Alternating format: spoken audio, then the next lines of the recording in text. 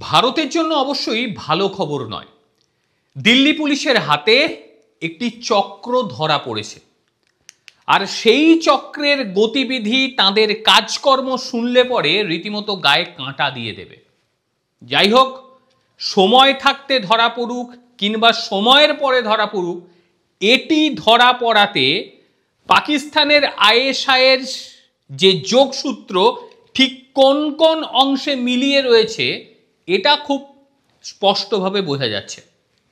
পাকিস্তানের অন্তরাষ্ট্রীয় গুপ্তচর সংস্থা, আপনারা সবাই জানেন আইএসআই, এর সঙ্গে যোগসূত্র থাকা একটি অস্ত্র সরবরাহকারী চক্রকে ধরেছে দিল্লি পুলিশ এবং দীর্ঘ তদন্ত চালিয়েছে তারা। শুধু তদন্তই নয়, নজরদারি চালানোর পর রাজধানীর স্পেশাল সেল একটি বিশেষ অভিযান করে, আর সেই বিশেষ অভিযানে 4 জনকে গ্রেপ্তার করা হয়। এই 4 জন মনদীপ, দিলবিন্দর এবং রোহন।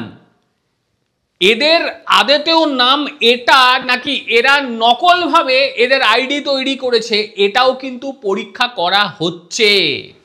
কি অভিযোগ এদের বিরুদ্ধে? এদের বিরুদ্ধে অভিযোগ রয়েছে পাকিস্তান থেকে ড্রোনে করে এরা অস্ত্র আনতো ভারতে। ভেবে দেখুন, সীমান্ত পেরোতো ড্রোন, আর সেই ড্রোনের মধ্যে থাকতো বহু আধুনিক অস্ত্রশস্ত্র এবং সবই বিদেশি। পাকিস্তান এসব অস্ত্র তৈরি করতে পারে না।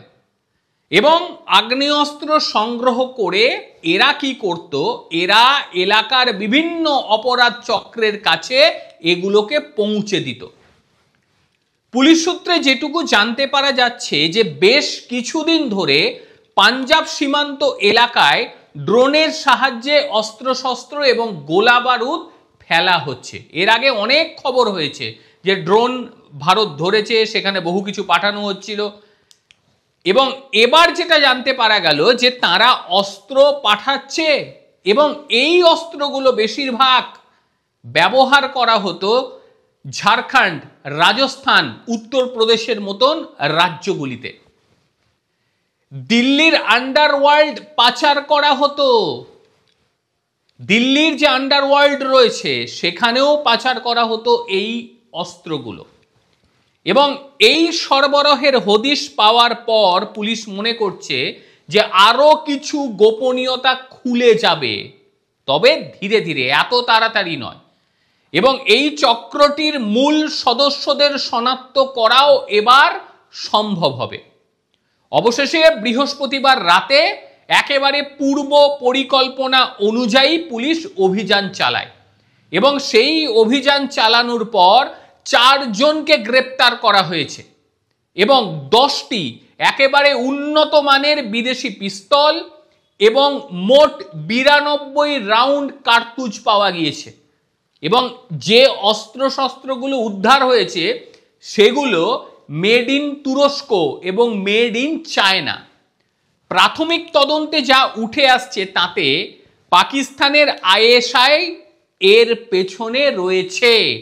তাদের সহযোগিতায় এই অস্ত্রগুলি ড্রোনে করে এসে পৌঁছতো ভারতীয় সীমান্তে, তারপরেই নির্দিষ্ট জায়গায় সেগুলি ফেলা হতো এবং এখানকার যে চক্রগুলি ছিল সেইগুলি তখনই সক্রিয় হয়ে উঠে সেই সমস্ত অস্ত্রগুলো তারা সেখান থেকে নিয়ে নিত এবং বিভিন্ন জায়গায় পাচার চলত। পুলিশ কর্মকর্তার যে বক্তব্য যে এই চক্রটি শুধুমাত্র অস্ত্র পাচারেরই যে কাজ করত তা নয়, এরা সক্রিয়ভাবে নতুন নতুন ক্রেতার সন্ধান করত।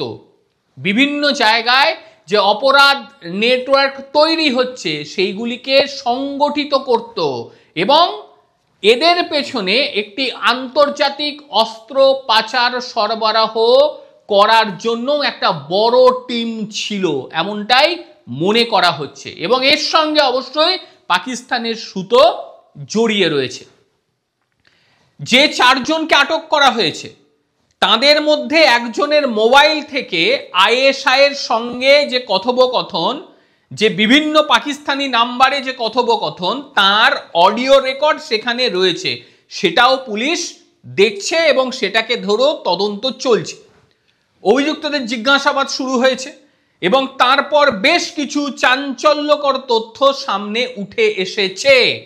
তাদের কথায়, অর্থাৎ যারা গ্রেপ্তার হয়েছে তারা জানিয়েছে যে ড্রোনের মাধ্যমে ভারতে অস্ত্র এসে পৌঁছতো, তারপর নির্দিষ্ট সীমানায় সেগুলোকে ভূপাতিত করা হতো এবং এরা গিয়ে সেইগুলোকে সংগ্রহ করে তখনই, মানে যখনই সংগ্রহ হতো তখনই এরা কি করত, বিভিন্ন জায়গায় সরবরাহ করে দেয়া হতো।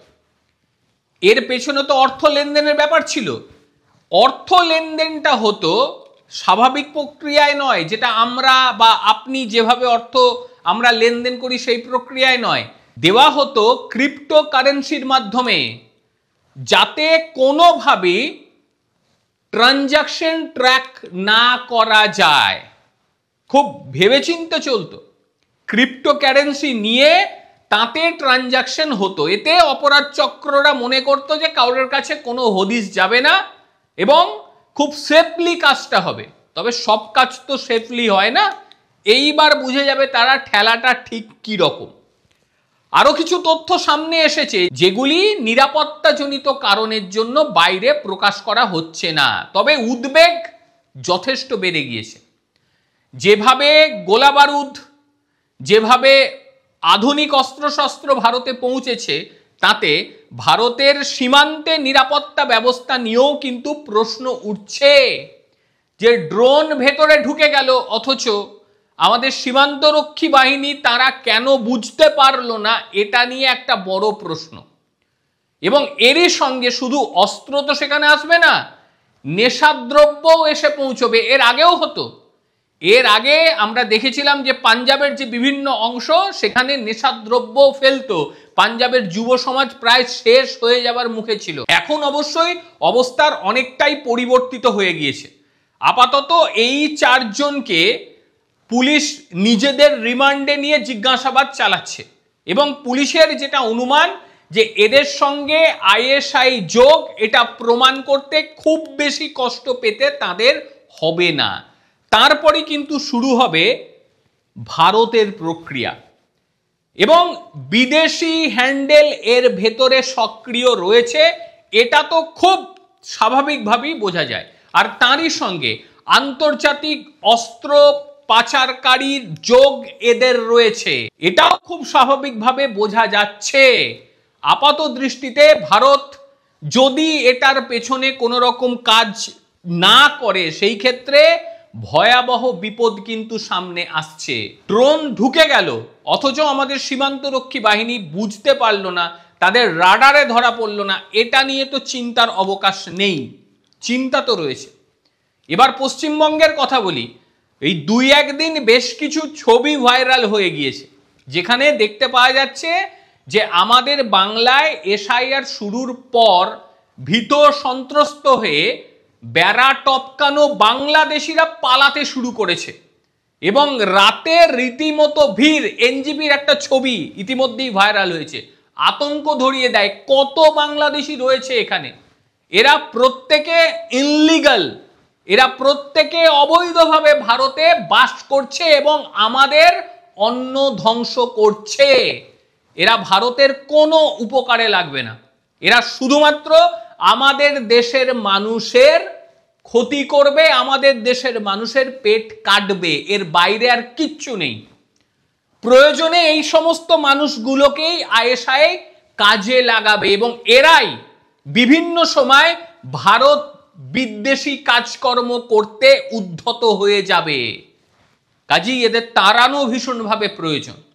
ভারতবর্ষ ভারতীয়দের থাকার জন্য, ভারতবর্ষ বাইরে থেকে বেড়া টপকে আসা কোনো ব্যক্তিদের এখানে থাকার কোনো অবকাশ নেই। হ্যাঁ, যদি থাকতে হয় লিগ্যাল প্রসিডিওর রয়েছে, তাতে থাকুক তারা, তাতে কোনো আপত্তি নেই। তারা অ্যাপ্লাই করুক, নাগরিকত্ব নিক, 100 বার থাকুক, তাদের সাদরে অভ্যর্থনা জানাবো আমরা, কোনো অসুবিধা নেই। কিন্তু ইনলিগ্যাল ভাবে থাকা মানে এরা দেশদ্রোহিতার কাজ যে কোনো মুহূর্তে যে কোনো দিন করতে পারে। অর্থাৎ পরিস্থিতি যে খুব ভালো তা কখনোই বলা যাবে না।